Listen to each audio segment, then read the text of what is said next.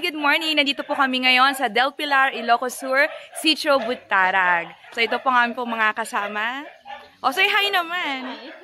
Hi. So yan, maghintay lang kami dito ng aming po almusal.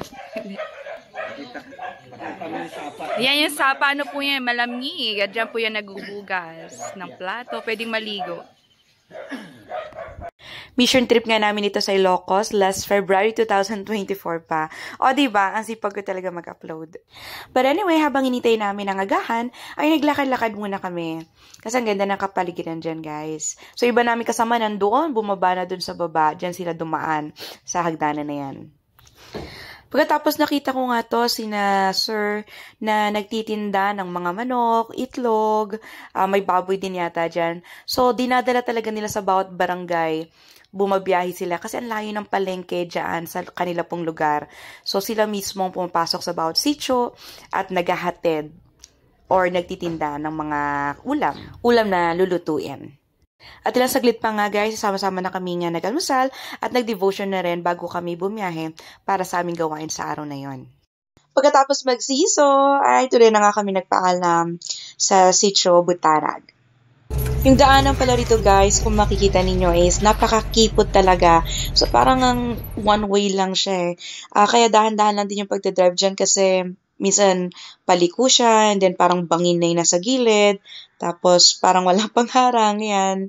Kaya yun. Pero mabubusog ka talaga sa tanawin dyan. Ako talaga na-enjoy ko kapag bumabiyahe ako sa mga ganitong probinsya, no? Na mga mapuno, mga halaman, yung nakikita. And by the way, yan pa rin naman ang masakyan namin. Puro mga gamit. So, nandito na kami ngayon sa Barangay Busot. Maganda po yung lugar dito, pero napakamatarik lang talaga yung mga daraanan. Pero it's really good. So, may service po kami dito ngayon sa church namin pupunta. So, yan po ang church. Say hi, ate. Tifara. Hello. So, bali sa gitna lang kami nag-prepare dyan at nag-start na rin ang aming pong service.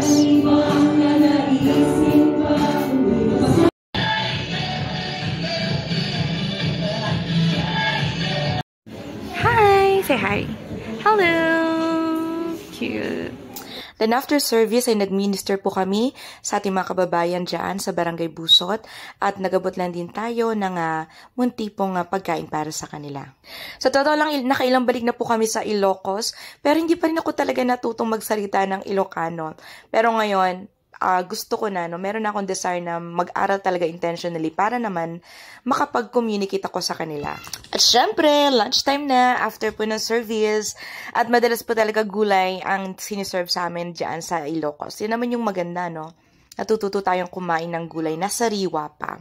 So, sobrang busog kami dyan. Ang sarap ng pagkain, sarap nilang magluto. Hello mga guys! Yan, papunta na po kami niyan sa sunod po na church na amin pong imi-minister. So, hindi po magkakalapit yung mga church po dyan. Babiyahe pa po kami niyan para makapunta sa susunod po naming lugar. At heto na nga ang next church na pinuntahan po namin. At dito na rin po kami matutulog sa buong duration po ng pagstay namin dito sa Ilocos. At ito pong bahay na to na nasa tapat lang ng church, ang mismong tutulugan po namin. So, bali dyan po kami sa second floor. At ang mga kalalakihan naman po ay dito po mismo sa church, no, matutulog.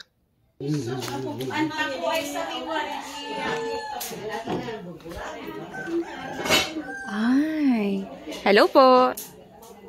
Ayan, bibidyo-bidyo lang po ako. Hello po, say hi po. Ayan ang mga kapatid na nagbe-prepare ng pagkain. So, bale, ito po ang pastoral's house. So, dito po nakatira si pastor at kung meron po mga ibang gawain, dito po nila ginaganap.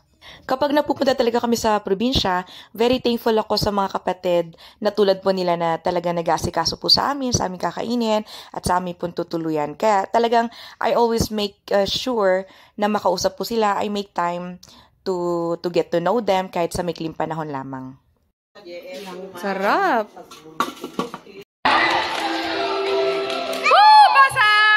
Pusapit nga ng gabi, nagsimula na rin ang aming pupursada. At syempre palagi natin ito sinisimulan sa palaro para sa mga bata. Tuhod. Bote!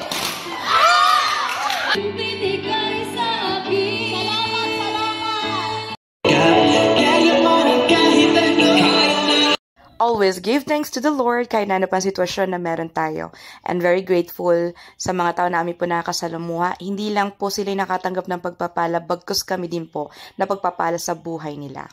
And yes, ganyan po talaga mag-prepare ng food ang ating po mga kapatiran sa probinsya. Maraming gulay, masasarap na luto, kaya grabe, super busog kami yan after po ng dinner namin. Good morning. Ang ganda ng good morning namin dyan, guys. Kasi, tinan mo naman, typical na, diba, province, yung bubungad ka sa bintana, dudungaw ka pala. Tapos, yun yung makikita mo, mga tanawin, mga taong naglalakad. So, ang lamig, ang sarap, ang saya. Good morning, beautiful Farah. So, yan, nandito kami sa Ilocos pa din. Makatulog pa sila, pero baka daw nasa bukid na. So guys, magpapapisonet kami, no? Kasi mahinang dito reception. Yan. O, diba ang ganda-ganda dito?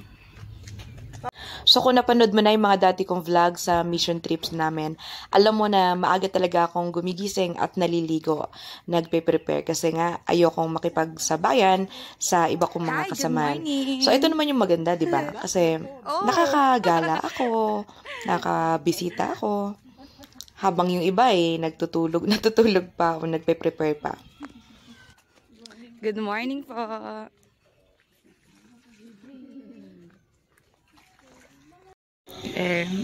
Guys, so for sale, manok, bangus, bulilit. Ano yung bulilit? Napaisip ako sa bulilit. Yan. Good morning mga kapitbahay. Dogi-dogi. Good morning. So, ayan.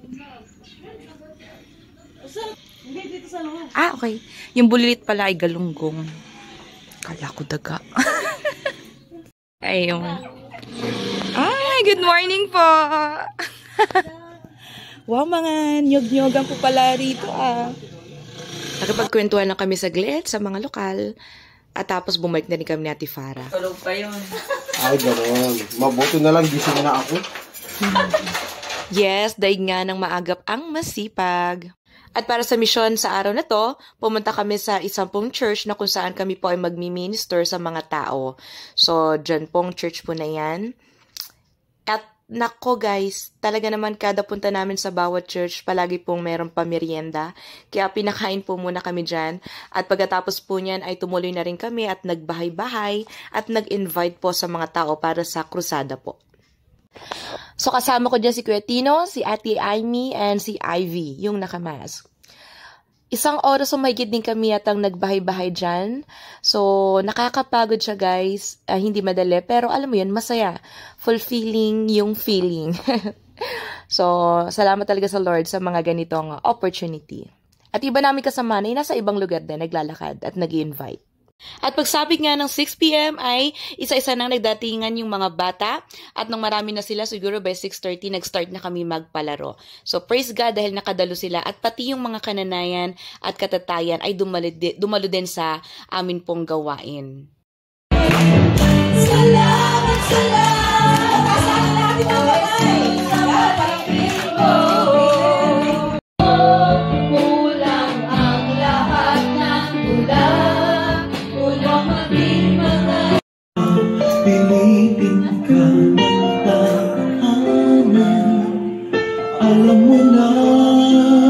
God, napuno po yung church at yung iba nga po sa labas na nakaupo.